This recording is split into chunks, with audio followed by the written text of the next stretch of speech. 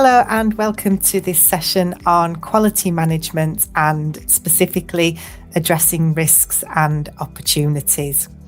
A quality management system gives a structured way for an organisation to understand its context, to manage change and to monitor performance over time. And this all helps organisations to consistently provide products and services that meet requirements and support customer satisfaction. ISO 9001 is the international standard that sets out the requirements for a quality management system, and it's used by organisations of all sizes in all sectors, and it's actually one of ISO's most widely used standards. So it supports international trade by giving a common framework for certification that builds trust across global supply chains. Within ISO 9001, risks and opportunities are addressed as part of how the organisation plans, operates and improves its system. So it recognises uncertainty, change and potential improvement as just being normal aspects of any organisation and its management. My name's Claire Agata, and in this video, I'm joined by two ISO experts, and we're going to explore the ISO 9001 quality management approach to risks and opportunities.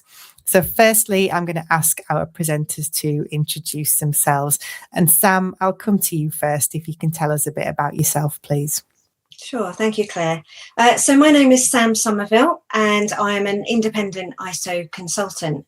And the reason why I'm here today is because I also happen to be the chair of ISO TC 176 SC2, which looks after quality system standards. And that includes ISO 9001, but also, for instance, 9002 and 9004. And then also I am very lucky to have been appointed as the convener of the revision project for ISO 9001. Thank you. Marvellous, thank you. And Frank, if you want to introduce yourself, please.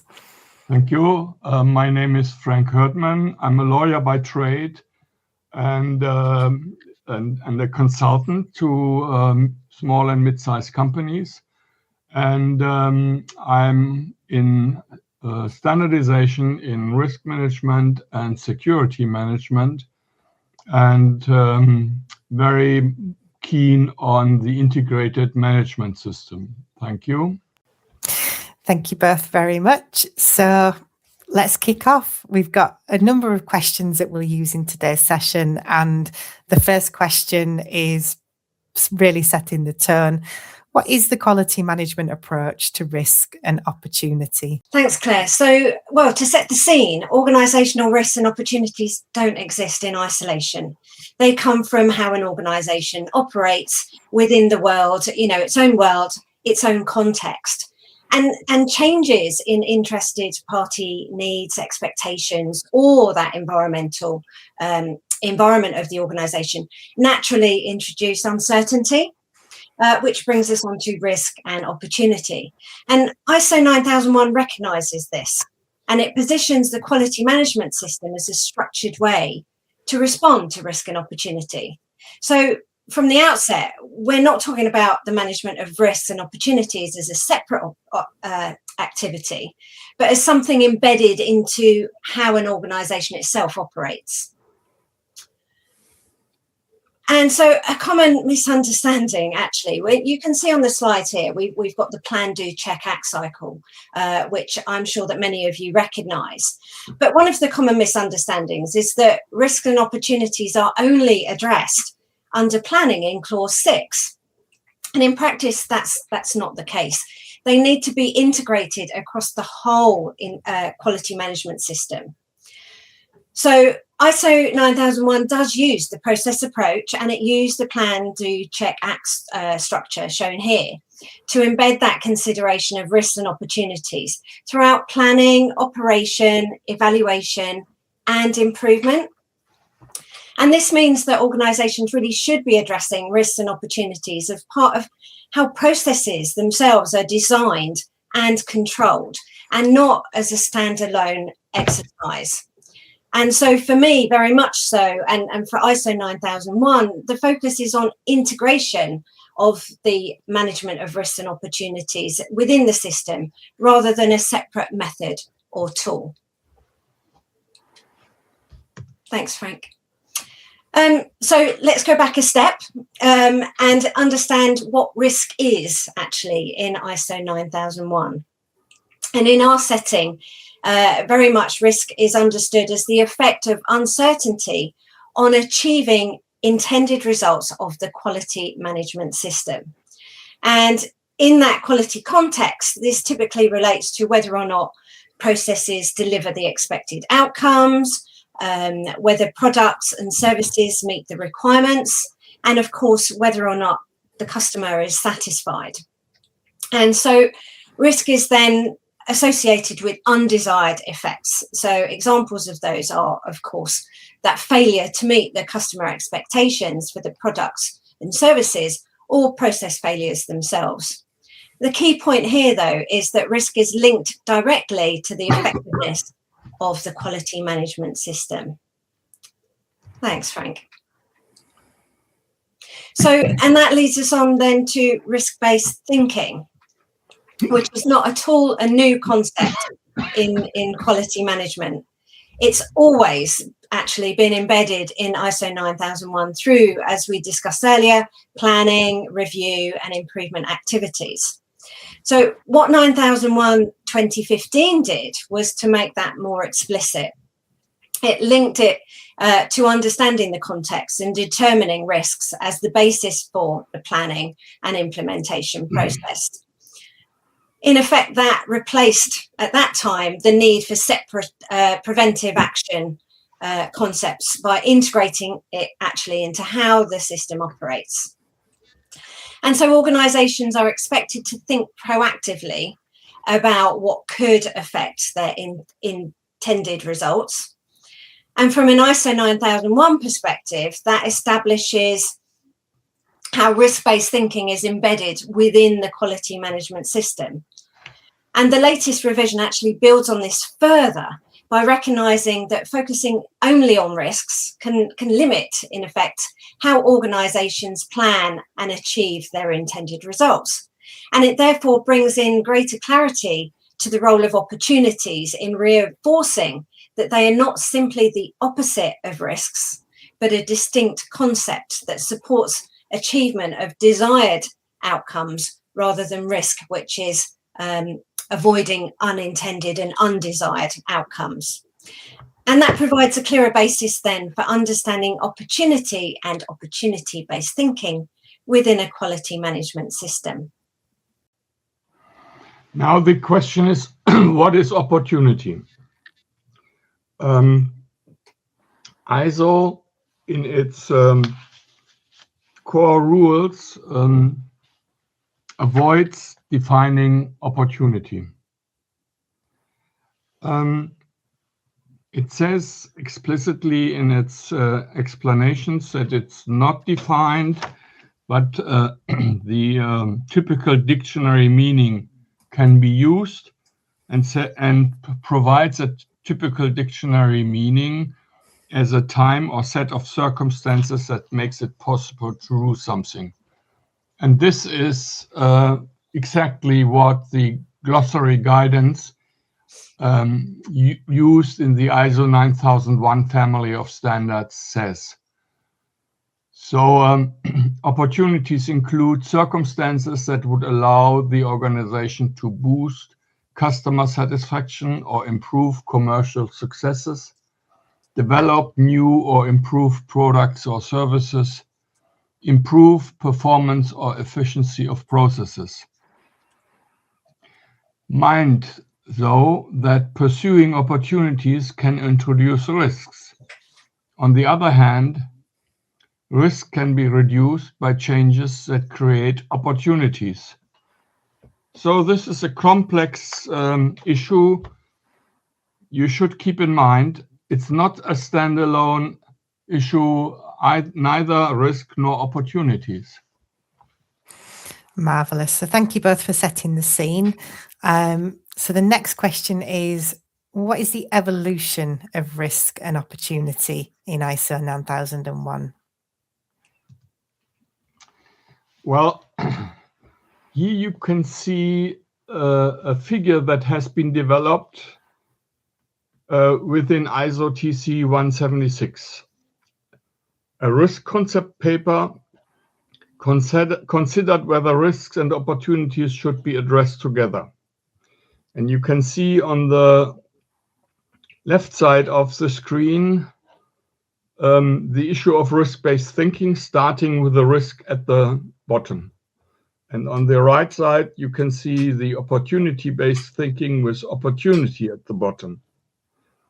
Going from there, you have the most common definition of risk, which is effect of uncertainty. And as Sam already said before, it is often with an undesired outcome. The definition is combined in its notes to likelihood and consequence.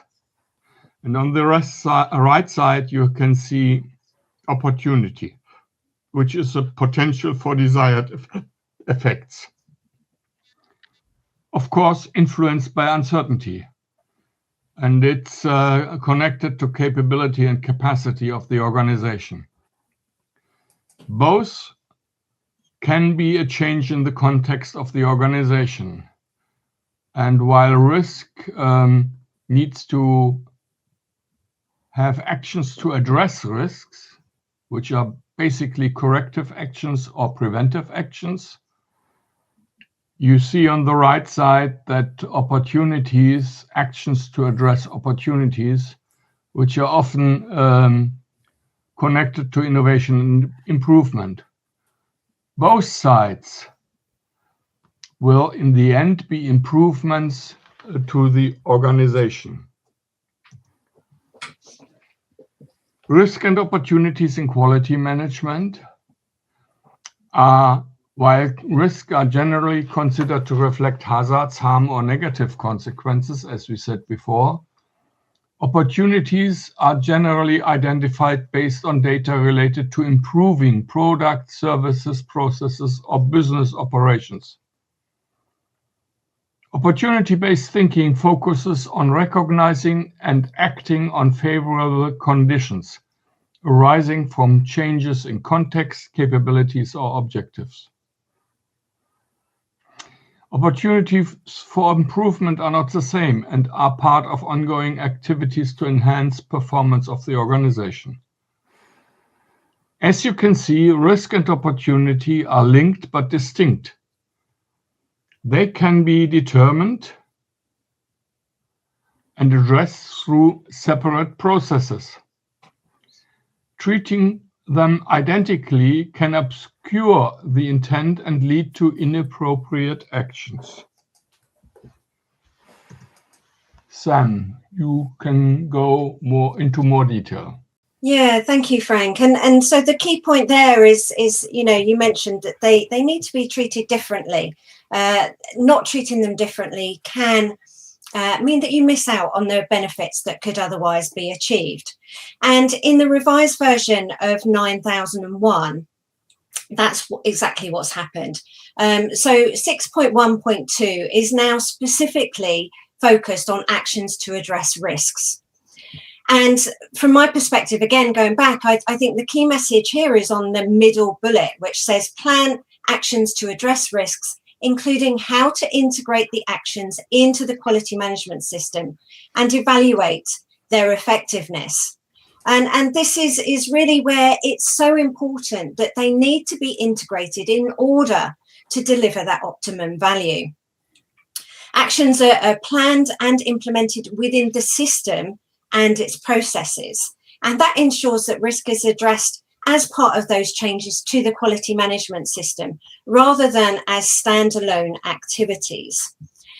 And in practice, that might involve adjusting process controls, it might mean adding verification steps, or it might mean making more significant changes, such as redesigning processes or reallocating resources. But it very much links back to that earlier point about integration within the quality management system. And I think this is an area where perhaps organizations have missed that before.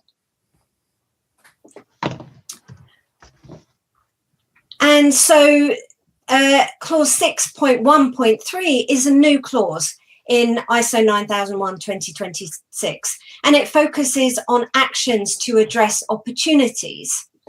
And here the emphasis is on identifying and acting on those conditions that could enable the organisation to achieve the desired results, as Frank just talked about. And that could be improving performance, developing competence, entering new markets, or enhancing, of course, customer satisfaction. And as with risks, these actions are integrated into the quality management system, but the intent is different. It's about enabling improvement and beneficial outcomes rather than preventing the undesired effects. And in practice, again, this can involve changing how processes are designed and operated to take advantage of those favourable conditions. It could be introducing new methods, improving efficiencies, or developing those new capabilities.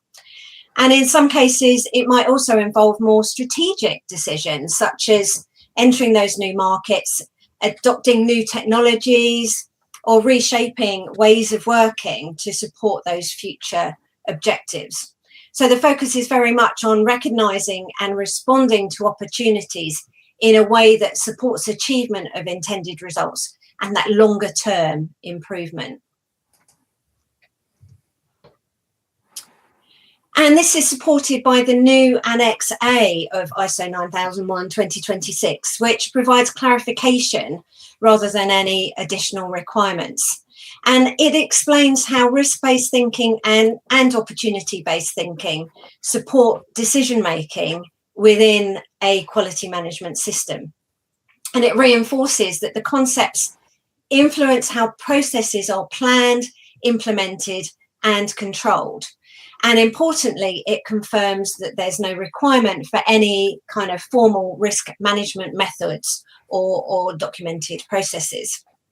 So ISO 9001 clarifies the intent, but it very much deliberately avoids prescribing how an organisation does that.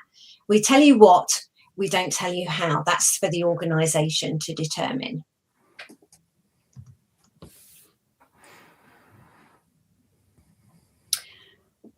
So separation improves clarity, but it can be misunderstood.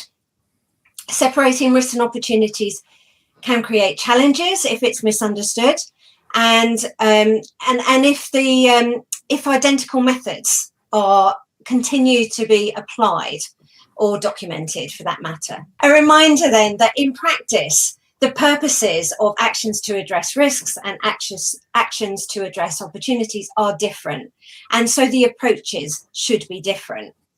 One of the key benefits, of course, is that opportunities can be evaluated in a way that supports decision-making and improvement without forcing them into risk-based models. You need to think about this in a new way. You can't continue to just apply perhaps what might have already been used. And of course, this all leads to clearer application and better alignment with organisational context and strategy.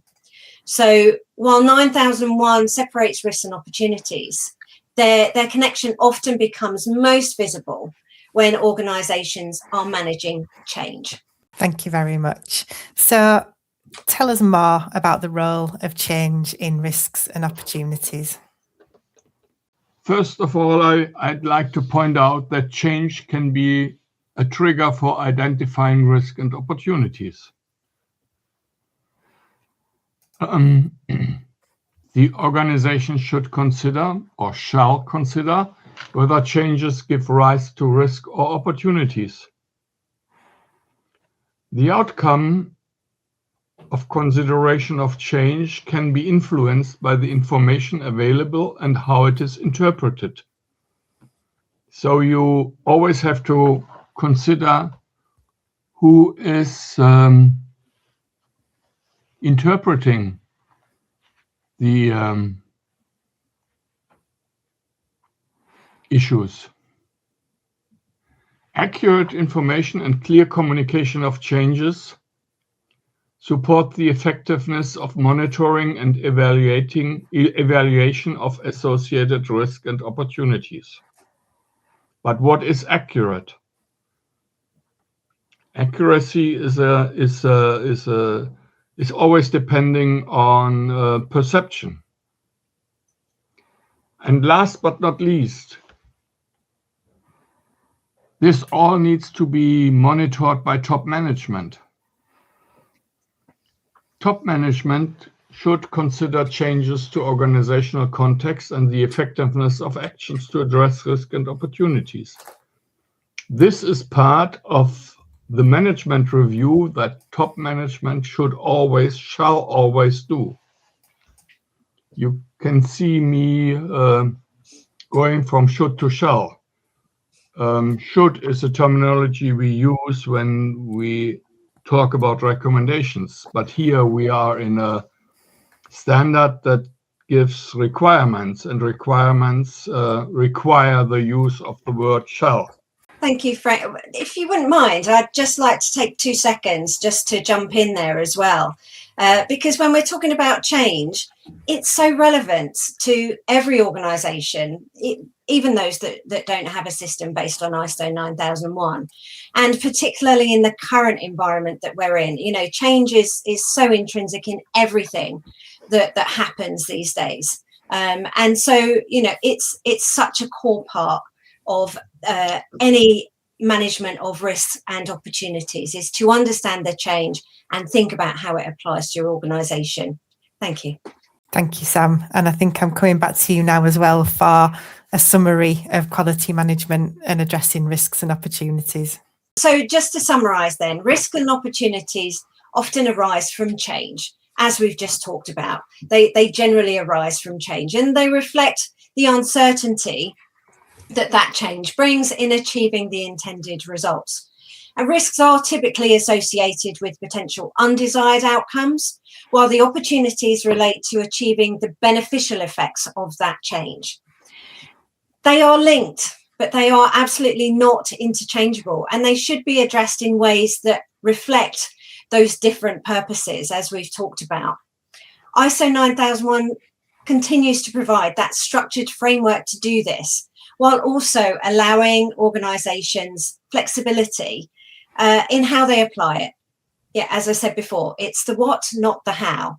And so the emphasis is not on that methodology, but on effective integration within the quality management system itself. Okay, and one final question to consider. There is a project to develop additional guidelines on addressing risks and opportunities. If you can please share a little bit more about that for our viewers. Project has been started in ISO TC 262, following the insights of a survey with 1,950 responses from more than 100 nations. And this survey showed the need for more guidance. So now this TC is working on the creation of a new management system standard, but not requirements, but a guidance standard as a much needed supplement for users of all ISO management system standards. The core items are, it will be addressing risk and it will be addressing opportunities, similar to what we have just heard for ISO 9001. And then it adds, and this is, I think, a portfolio evaluation. So these are systematic processes to identify, analyze, and respond to opportunities and to risk to optimize the overall performance. Then this standard will recommend to utilize the risk tree, which intends to be a structured visualization to categorize and analyze sector-specific challenges effectively. Because up to now, ISO has not been able to agree on a unified definition of risk. And you'll see the risk tree in a minute, which is quite intriguing. And as a add-on, the new standard is supposed to provide a maturity model for a self-assessment to provide an overall view of the performance of the organization and its degree of maturity. Addressing risk and opportunities. The new standard will have the number 31,011. Risk and opportunity are treated as distinct yet interconnected with dedicated processes. So very similar to what 9001 in the new version will do. It is recommended to evaluate the combined portfolio once risk and opportunities have been addressed. Now, addressing risk is what you already know. It's identifying risk, analyzing risk, evaluating risk, and responding to risk. Addressing opportunities is quite similar, but yet a little bit different. It's it's identifying opportunities, and it's analyzing and evaluating. No, it's analyzing and testing opportunities. And then, like in risk, it's responding to opportunities. Having done this, you should evaluate the portfolio. And this is very similar again. You will compile the portfolio, you will analyze the portfolio and evaluate the portfolio. And if you do this before and after addressing risk and opportunities, this will be part of the input of your risk management, whether formal or informal, and your opportunity management, whether formal or informal. And it will enhance what you will be doing in your organization. Now, finally, the risk tree. The risk tree was developed by some experts when it showed that ISO had difficulties agreeing on what risk is. This is because different parts, different TCs have different requirements, some of them being governed by public organizations. So we came up with the solution of the risk tree, which has a tree trunk, which is very similar to the harmonized structure definition, effect of uncertainty, and of course 9001.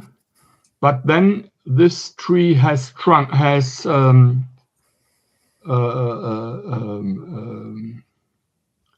branches. Branch number one, and this is just because it's written here on the left side, and the first which I see is the management-related risk, which is risk faced by organizations very similar or pretty much what the ISO 31000 family of standards uses. Number two, equally important, is the branch of risk created by people, assets, products, services, or processes caused by organizations. And finally, for now, there is a third branch, which is societal risk or society-related risk, which is risk faced by society as a whole or relevant parts thereof. For example, climate change and human rights related. And if time goes by and we need a fourth type of risk, no problem. The tree is strong and vibrant, and it can grow a fourth and a fifth branch. So this is expandable as needed. And personally, I believe this is quite a slick, quite a nice new way of thinking about risk. Thank you very much, Frank. So it's clearly an important topic, and the case for change has been made. So now experts are being invited to get involved and join ISO TC 262 Working Group 11. So to attend, to send representatives, and to feed into this knowledge-based discussion. So if what you've seen today has piqued your interest and you'd like to be involved, then we'll show you how you can get in touch on the next slide. But thank you very much for watching this session today. Thank you very much. From me as well. You can see my contact details, but I guess Sam will say the same. I'm not sure that I want emails about this, but I think it's been really fascinating, and it shows, I think, how relevant this topic is to everybody as we all cope with change, and how complex it is. I love the tree. I think we can all learn an awful lot from that. But thank you for this opportunity to talk to you a little bit about how it applies in 9001. Thanks. Thank you. Well, thank you, Sam. Let me mention one thing. I'm also the project manager of this new standard, which I've been talking about at the end. And we would really appreciate if we find some experts that will join us in Working Group 11, so that our approach will be more knowledgeable than we could do it on our own. Thank you very much. Thank you, Frank, and thank you, Sam. So if you'd like to be involved, please do follow up with Frank. But thank you for your attention today, and hope you enjoyed this episode. Thank you again, Sam and Frank.